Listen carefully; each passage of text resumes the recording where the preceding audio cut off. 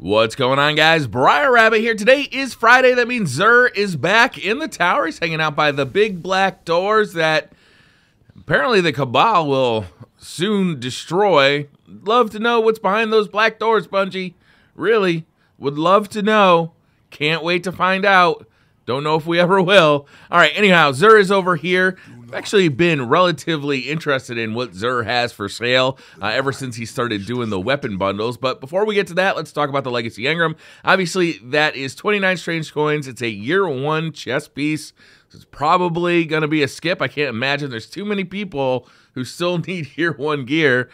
Maybe you're out there. I don't know. For the Titans, we got the Immolation Fist. The main perk here is Accelerant. Unlocks the Sunbreaker subclass node Explosive Pyre for free. Enemies brought down by your hammer explode, chaining fiery solar damage to other enemies.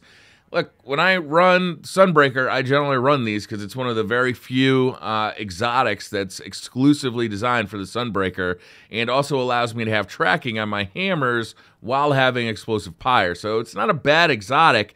The roll on this isn't super high. It's 91%. It's certainly not bad, but it's not great either. It's got increased intellect and increased strength. 91% isn't going to kill you, but it's not going to allow you to get up to a tier 12 build. I believe that's just a hair too low. We've also got Rain Blows, increased melee attack speed, impact induction, pulse rifle loader, and fusion rifle loader.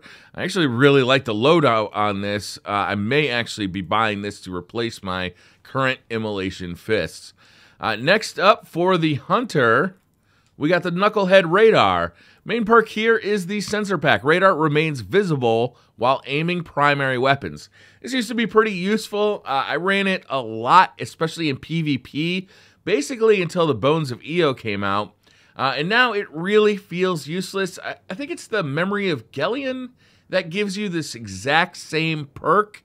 And you could do that in an artifact form, so it really just doesn't feel useful. I don't remember the last time I put these on. It's not that it's not useful, it's just that Bones of Io, to me, are more useful. Other exotics for the Hunter are more useful, and you can get the exact same benefit from an artifact as opposed to an exotic armor slot. The roll on this is actually really high. It's 96%, so not bad at all. It's got increased intellect and increased strength. We got Inverse Shadow, increased super energy gain from killing minions of darkness, ashes to assets, gain super energy on grenade kills, and better already. Shield start recovery immediately after orb pickup. Look, if you like the Knucklehead Radar, this really isn't a bad week to pick it up at 96% roll with some good perks on it.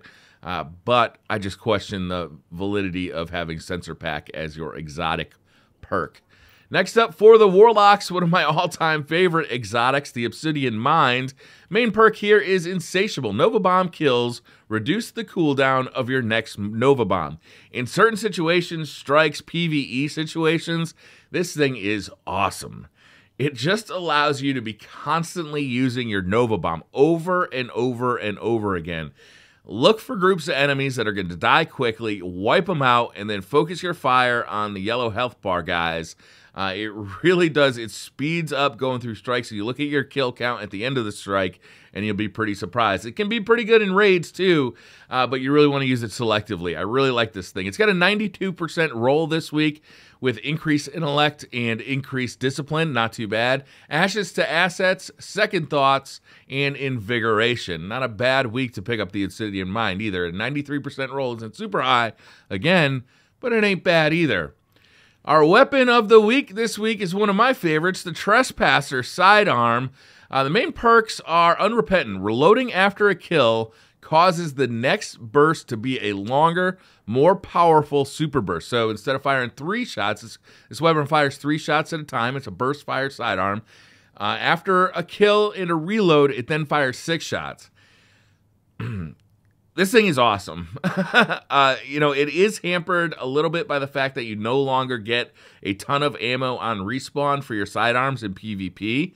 But as long as you're pretty good about going and getting special ammo and you can reload that after a kill, it can get you out of some pretty sticky situations because that 6-round burst is capable of one bursting some Guardians. And that could get you out of a lot of trouble. Maybe you didn't know there were 2 Guardians there. Or maybe you get a kill, you reload, and another Guardian already comes around the corner. There's clips on my channel that you'll see every once in a while where, you know, Trials of Osiris, I get 3 kills in a row just because I was using a Trespasser and I was able to get a kill or 2 using Unrepentant. It's a very, very good sidearm. It was nerfed a little bit just because of the nerf to special ammo reserves for sidearms in general, but it is very strong. Like I said, it is a burst fire weapon. It comes with fast draw IS, steady hand IS, sure shot IS. Relentless tracker kills with this weapon grant an enhanced motion tracker resolution for a short time. Also a very useful perk. Hand loaded for a little extra range. Reinforced barrel for more range but less stability. Quick draw, the weapon can be drawn unbelievably fast, and of course it's exotic perk Unrepentant. It's also got a couple of really cool ornaments here. I like that one, but this one is the one I go with. It just looks like a killing machine. It looks like RoboCop's gun, right? It's badass. Next up for the weapon bundles, we've got the Invective with Storm's Reproach. That's a very cool looking one. And we've got Telesto in Lingering Vestige. I think that's the bluish one, not the purple one. That one's very cool as well. So those will cost you 30 strange coins and 25 silver dust each. For curios, we got the Plasma Drive in the Emerald Coil to upgrade your blue Rare Sparrow to legendary status and change the color of its contrail. We got Heavy Ammo Synthesis. Please buy this if you're going to be raiding. It's very nice to have a raid team that's pretty full on Heavy Ammo Synth. And Special Ammo Synth is pretty useful too, especially in some of the raids where you're using a sniper rifle an awful lot. The King's Fall raid comes to mind especially for that. But you can buy either 10 of them for 3 strange coins or for 3 of them for 1 strange coins. Just go for the 10 packs. Get a bunch of 10 packs. Always have them ready. When I have a raid team that doesn't have Special Ammo Synth and Heavy Ammo Synth, I'm a little disappointed, I'm not going to lie. 3 of coins, you can buy 5 of them for 7 strange coins. And of course, glass needles for a whole bunch of stuff. But, you know, glass needles, it's expensive, but re-rolling your exotics to try and get really good rolls on them is worthwhile, in my opinion. It's one of the few things you can re-roll at this point, and it's well worth the effort. Of course, we can buy Mozo Light for 2 strange coins and exotic shards for 7 strange coins. Not a bad week for Xur, I gotta say. Some good rolls on some good equipment. Trespassers, always been one of my favorites. Of course, you can buy an Invective or a Telesto plus the ornaments, which is really nice. I like this change that Bungie made with the weapon bundles. I know some people say that it's too expensive, 30 strange coins plus 25 silver dust. But, you know, it just gives you another way to get that stuff, and I like that quite a bit. And silver dust seems pretty easy to earn at this point if you run your daily and weekly challenges from the director. It doesn't seem to be too difficult at all. So that's going to do it for Xur. Not a bad week.